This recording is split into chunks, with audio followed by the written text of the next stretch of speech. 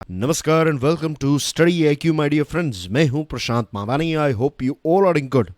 आज 17 अगस्त 2020 के financial news को हम एनालाइज करेंगे। आगे बढ़े उससे पहले डियर फ्रेंड्स, स्टडी आईक्यू की टीम ने मिलकर, भारत की बेस्ट फैकल्टीज़ ने मिलकर एक स्मार्ट कोर्स डिज़ाइन किया है। ये स्मार्ट कोर्स यूपीएससी के लिए है। ज़्यादा जानकारी के लिए डाउनलोड करें हमारा मोबाइल एप्लीकेशन। 31 अगस्त 2020 तक आपको इसके ऊपर ईएमआई की ऑफर भी मिल रही है, तो make the most out of it. ज़्यादा जानकारी के लिए आज ही डाउनलोड करें हमारा मोबाइल एप्लीकेशन। आज के लेक्चर की पीडीएफ को डाउनलोड करना चाहते हैं, then check out my Telegram channel. You can follow me on Facebook as well. India's 2 biggest e commerce marketplaces. आपके लिए सबसे पहला प्रश्न, स्टार्टिंग में ही मैं आपको एक प्रश्न पूछ लेता हूं अभी, क्योंकि मौका मिला है। बताइए हमारे देश की सबसे बड़ी दो ई कॉमर्स कंपनीज। राइट, बहुत ही इजी है। आई एम श्योर आप में से ज़्यादातर स्टूडेंट इसका आंसर दे देंगे और नेक्स्ट पेज में मैं भी आपको इसका आंसर दे दूंगा, लेकिन मैं चाहता हूं कि आप में से कितने स्टूडेंट्स ज़्यादा एक्टिव हैं और इनको इस चीज़ के बारे में पता है। अब फेस्टिव सीज़न, इससे पहले की जो हमारी डिस्कशन थी, सैटरडे की डिस्कशन को मैंने आपको बताया था कि प्रधानमंत्री साहब ने बताया था, और हमारे देश की इकोनॉमी के बारे में भी मैंने आपको बताया था कि हमारे देश की इकोनॉमी जो है ये फेस्टिव ड्रिवन या फिर फेस्टिवल ड्रिवन इकोनॉमी है। आप में से बहुत सारे स्टूडेंट्स शायद नए हो सकते हैं, तो अगर एक साल में आप देखें तो हमारे यहाँ पर मकर संक्रांति से शुरुआत होती है और उसके बाद थोड़े टाइम तक चीज़ें ड्रॉप हो जाती हैं। फिर से कोई ईद आ गई लेट्स से, तो ईद के टाइम पर लोग जो हैं वो कपड़े खरीदेंगे, मिठाइयाँ खरीदेंगे, गिफ्ट्स खरीदेंगे एक्सेट्रा। फिर से थोड़ा ड्रॉप हो गया, तब आ गई दिवाली, उसके बाद फिर से क्रिसमस। इस प्रकार से पूरा साल जो है वो आपको इस प्रकार के अप्स एंड डाउन्स देखने को मिलते हैं कि जैसे ही इकोनॉमी थोड़ी स्लो डाउन होती है तब एक सीज़न आ जाती है। तो ऐसी फेस्टिवल्स और सीज़न जो हैं, इससे हमारी इकोनॉमी को एक बूस्ट मिलता रहता है और ये एक बहुत ही अच्छी बात है। ये एक बहुत ही यूनिक चीज़ है हमारे देश की, क्योंकि हमारे देश में बहुत सारे त्यौहार हम सेलिब्रेट करते हैं। अब अगर हम देखें, आज हम जहाँ पर खड़े हुए हैं, कोविड-19 चल रहा है और लॉकडाउन ख़त्म हो गया। अब नवरात्रि दूर नहीं है और नवरात्रि के बाद दिवाली। तो ये साल का एक बहुत बड़ा फेस्टिव सीज़न जो है वो अब जस्ट राउंड द कॉर्नर, जो हम कहते हैं कि अभी बस ऐसे गली में मुड़ेंगे और हमें वहाँ पर त्यौहार नज़र आएगा, तो बहुत दूर नहीं है। तो दो बड़ी कंपनीज जो हैं उनका एक्सपेक्टेशन ये है कि इस साल कुछ ऐसे प्रोडक्ट्स जैसे कि smartphones, television, refrigerators, washing machine, फिर अप्रैल यानी कि कपड़े, इन सारी चीज़ों में डिमांड जो है या फिर उनका जो सेल्स है वो नियरली डबल हो जाएगा। और बहुत सारी ऐसी कैटेगरीज है, दूसरी कैटेगरीज में सेल्स जो है वो नियरली 40% जितना ज़्यादा होगा। तो दैट्स ए गुड न्यूज़। इनका कहना है, ये जो बड़ी कंपनीज हैं इनका कहना है कि बहुत सारे सामान को इस साल वो बेच पाएंगे, तो दैट्स ए गुड थिंग।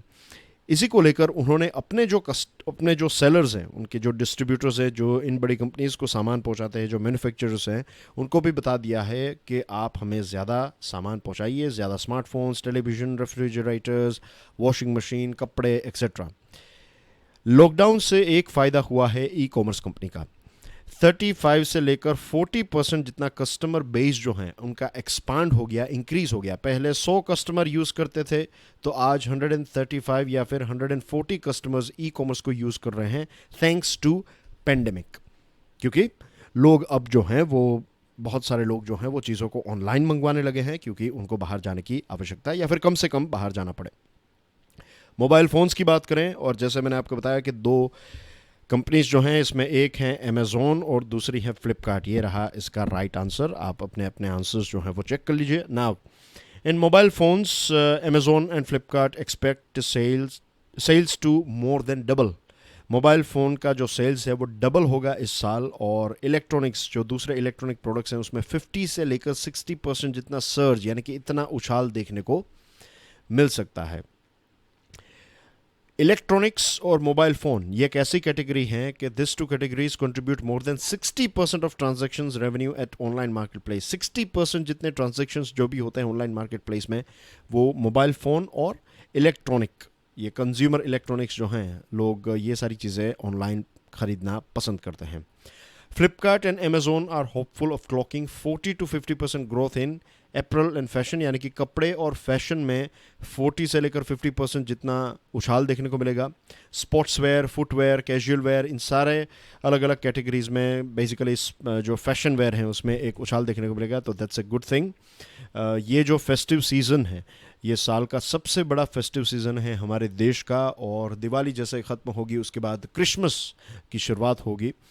तो एक लंबा, आप कह सकते हैं it's a very long festive season, right. लेकिन क्रिसमस को तो अभी 4 महीने की देरी है, लेकिन उससे पहले दिवाली आ जाएगी. That's going to be a big festival season.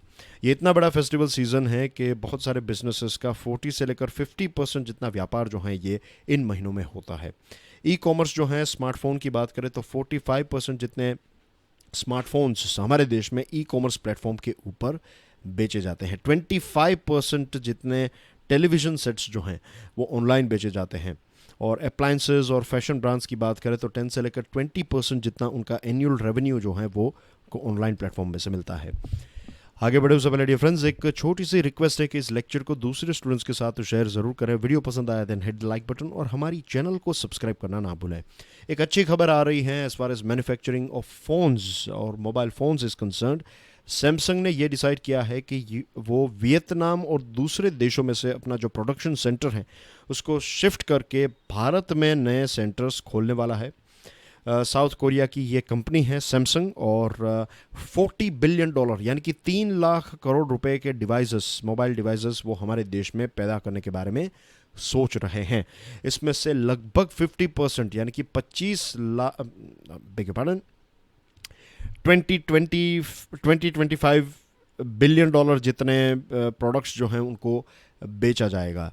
China के बाद वियतनाम का नंबर 2 है in terms of smartphone production. तो वियतनाम से अगर अपनी कंपनी को, अपनी फैक्ट्री को ये सैमसंग कंपनी शिफ्ट करी है, that's a big boost for make in India. ये दूसरी कंपनीज के लिए भी एक एक प्रकार से आप कह सकते हैं कि पाथ फाइंडर हैं कि एप्पल ने अपना प्रोडक्शन यहाँ करने की बात बताई, उसके बाद सैमसंग आ रही हैं, तो आई एम श्योर दूसरी भी कंपनीज जो हैं वो भारत में अपना प्रोडक्शन शिफ्ट करेगी.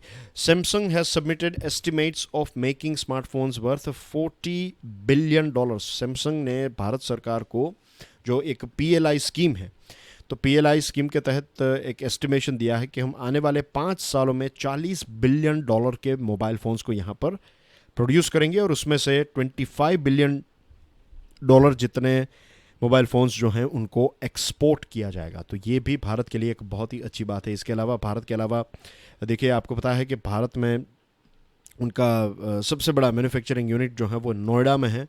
ब्राज़ील में भी उनका मैन्युफैक्चरिंग यूनिट है, इंडोनेशिया में भी है. जैसे मैंने आपको बताया कि एप्पल के बाद अब सैमसंग जो है वो भी हमारे देश में अपना प्रोडक्शन जो है वो इंक्रीज़ और एक्सपांड करना चाहता है.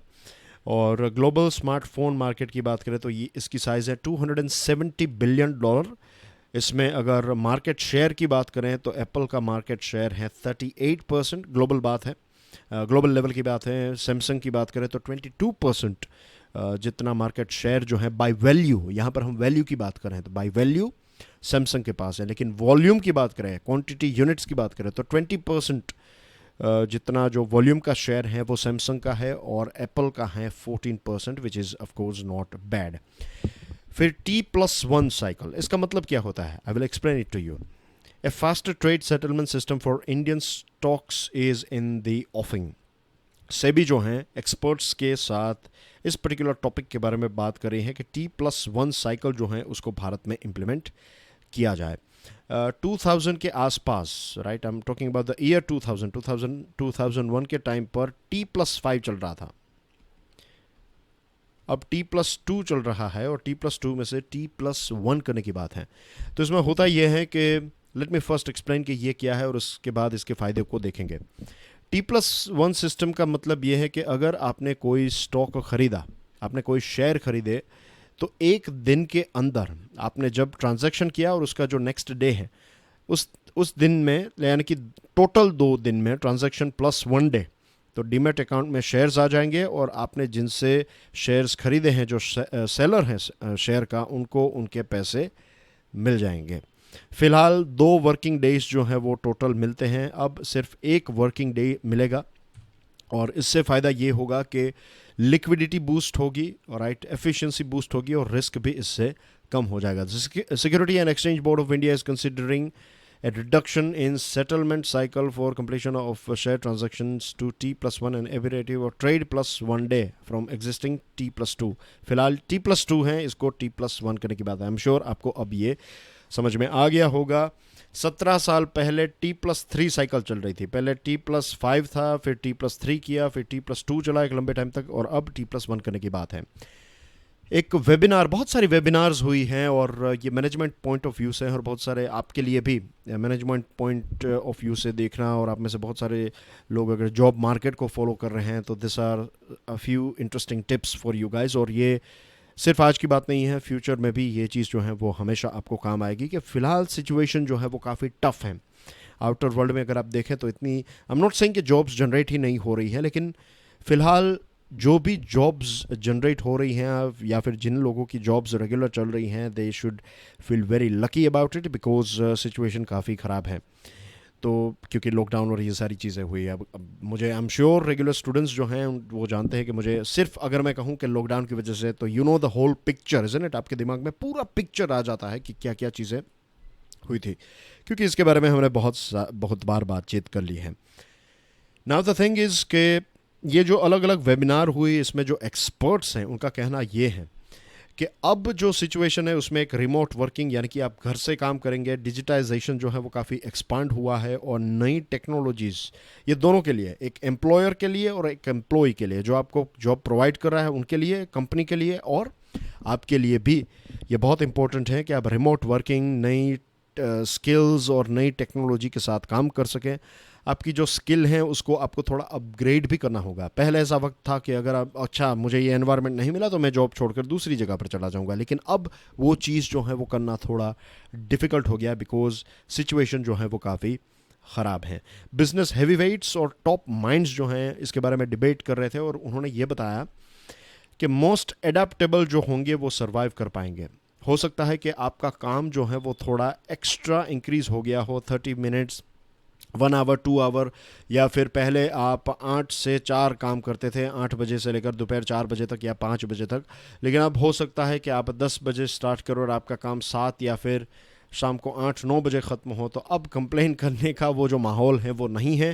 थोड़ा एक्स्ट्रा कर लीजिए, क्योंकि वैसे भी बहुत सारी जगहों पर तो हम जा नहीं सकते, और हो सकता है कि आपका काम जो है वो पूरे दिन में थोड़ा थोड़ा डिस्ट्रीब्यूट किया जाए. तो यू हैव टू ये एक एसेंशियल स्किल है कि अगर आप घर से काम कर रहे हैं तो आपको मीन्स एक मौका भी मिलता है. अगर पॉजिटिवली देखें तो आप बहुत सारी चीज़ें घर पर बैठकर कर सकते हैं. You can spend quality time with your loved ones. At the same time आप खुद फ्लेक्सिबिलिटी तय करेंगे, लेकिन डेडलाइंस जो हैं उनको भी आपको अचीव करना है. तो ये सारी चीज़ें हैं, तो नई स्किल्स भी हमें सीखनी पड़ेगी, isn't it? और ओपन माइंड का मतलब क्या है कि एक पॉजिटिव कैन डू एटीट्यूड से लोगों को चीज़ों को हैंडल करना होगा. मैनेजर्स हैं, लीडर्स हैं, इन सभी के लिए है. ऐसा नहीं है कि बॉस को आपकी आवश्यकता ही नहीं है. दुनिया का कोई भी बॉस जो है वो भी जानता है कि अगर उनके पास अच्छा स्टाफ है तो वो अच्छा स्टाफ जो है उसकी वैल्यू कितनी है.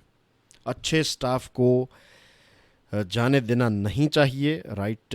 You will never get back that thing. Loyalty जो है मीन्स ऐसा ना हो कि आप इस प्रकार से लोगों को ट्रीट करें कि फिर वो डिसलॉयल हो जाए या फिर वो छोड़कर चले जाएं, क्योंकि अगर ग्रोथ नहीं नज़र आ रहा है किसी को तो फिर वो क्या करेगा, वो छोड़कर जाए. लेकिन फ़िलहाल ये सिचुएशन अवेलेबल नहीं है. तो best thing that you can do is आप चीज़ों को सीखिए, अपनी प्रॉब्लम सॉल्विंग स्किल्स को बढ़ाइए, थोड़ी एजिलिटी प्रोवाइड कीजिए. तो ये सारी चीज़ें टफ टाइम में, ये सारी क्वालिटीज़ जो हैं वो हर किसी को पसंद आती है. और आपको इसी पॉइंट ऑफ व्यू से सोचना है कि अगर मैं बॉस हूँ, या फिर मान लेते हैं कि मैं ही बॉस हूँ, तो मैं क्या चाहूँगा अपने लोगों से, मैं क्या चाहूँगा कि इस कंपनी में काम करने वाले लोग जो हैं उनका एटीट्यूड कैसा हो. कि मैं उनका जब फ़ोन करके पूछूं कि क्या आप ये कर सकते हैं, तो मैं क्या उनको इसलिए फ़ोन करके पूछ रहा हूँ क्योंकि वो ना कहें, नो, मैं इसलिए कह रहा हूँ क्योंकि वो हाँ कहें. मैं चाहता हूँ कि ये वर्क जो है वो हम करें. तो सॉफ्टवेयर स्किल्स जो हैं ये भी आज के ज़माने में बहुत इंपॉर्टेंट है. और मैं ये सारी चीज़ों की डिस्कशन आपके साथ इसलिए कर रहा हूँ क्योंकि डियर फ्रेंड्स, ये सारे टॉपिक ऐसे हैं जिसके ऊपर अलग अलग जगहों पर आपको बुक्स भी पढ़ने को मिलेगी कि how to improve software skills, and software skills क्या हैं, and etiquettes, and making CV. ये सारी चीज़ें आज से ही आपको करनी चाहिए, क्योंकि मे बी कल या फिर परसों या फिर कुछ सालों के बाद आप जॉब मार्केट में शायद जॉब लेने के लिए या फिर गवर्नमेंट सर्विसेज के इंटरव्यू के लिए जब भी जाएंगे तब भी ये सारी स्किल्स आपको बहुत काम आएगी. And that's everything from my side. Thank you very much for watching this video. God bless you all. Have a nice day. जय हिंद.